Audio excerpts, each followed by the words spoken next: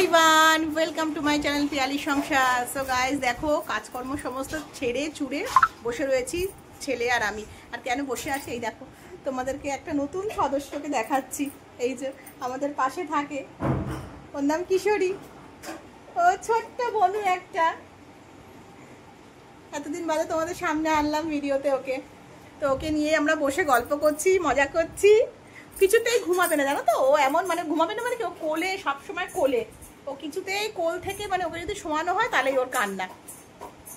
Actually রান্নাবাড়ি সকালে আছে খুব একটা বেশি নেই, যার জন্যেই মানে একটুখানি বসে বসে ল্যাদ খাচ্ছি।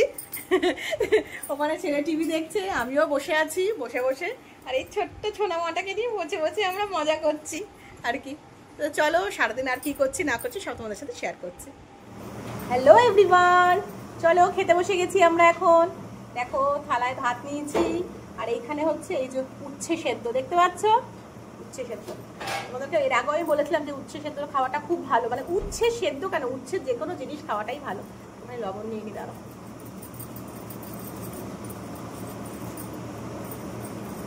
আর বাবা, আমার ছেলের বক্তব্য আছে, দাঁড়াও। মানে অ্যাকচুয়ালি দেখো গরমের মধ্যে তো রেগুলার কি বলো স্পাইসি খাবার খাওয়াটা তো মানে উচিত না।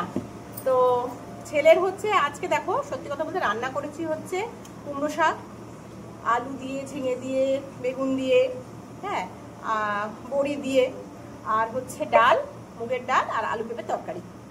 তো মানে ইচ্ছা করি, মাছও ছিল ডিমও ছিল, করিনি কেন কালকে রাত্রিবেলায় তো তোমরা তো দেখলে মাটন চিকেন দুটোই খাওয়া হয়েছিল, যার জন্য আজকে ভাবলাম দুপুরবেলাটা একটু হালকা খাই। তো খাবার শুনে বাবুর তো মুখে মানে রুচছে না আর কি খাবার, বলেই দিল খাবো না। বাবান, এই বাবান, কি খাবি বলেছিস?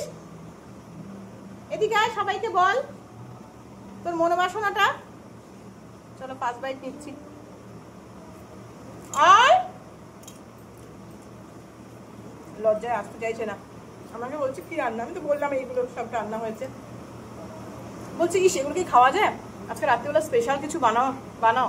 কারণ স্পেশাল বানাতে কি চিকেন, মানে ওর তো তোমাদের মানে আমার প্রত্যেকটা ব্লগ তোমরা খেয়াল করবে, খেয়াল করলেই বুঝতে পারবে যে ওর কথা আমার থাকেই বলা, যে মানে ভাত ডাল এই সমস্ত খেতে ইচ্ছা করে না ওর, রেগুলারই চিকেন মাটন ডিম এই সমস্ত করে দেবো, তাহলে গিয়ে মানে খেতে খুব ভালোবাসে।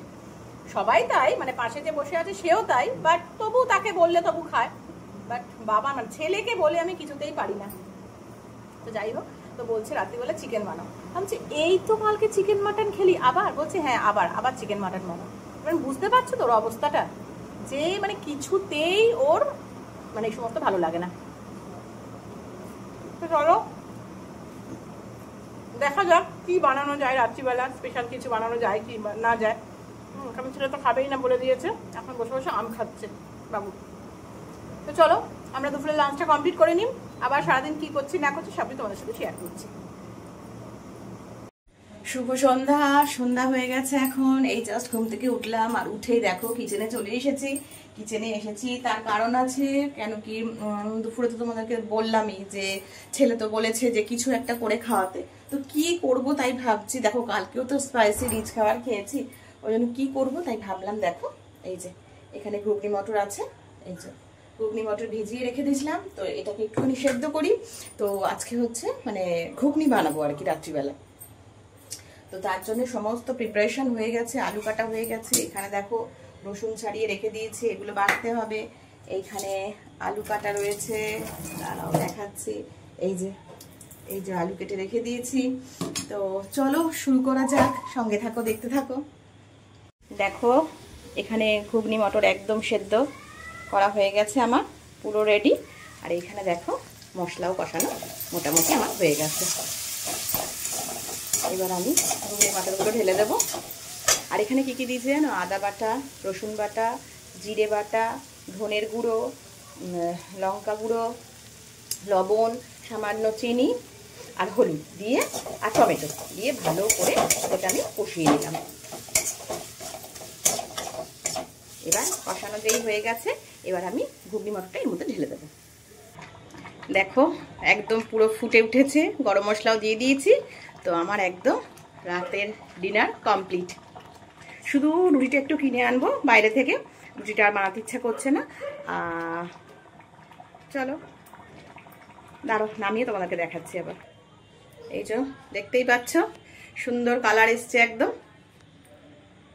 হ্যালো গাইস, এখন ঘড়িতে বেজে গেল 10টা বেজে গেছে আর প্রচন্ড পরিমাণে খিদে পেয়ে গেছে। মানে রান্নাটা যখন করলাম, করার পরেই আমরা আবার ওই বাড়িতে গেলাম, মানে পুরোনো বাড়িতে গেলাম, শাশুড়ি মায়ের সাথে দেখা করলাম, মায়ের জন্য একটুখানি ঘুগনি নিয়ে মানে দিয়ে আসলাম মাকেও।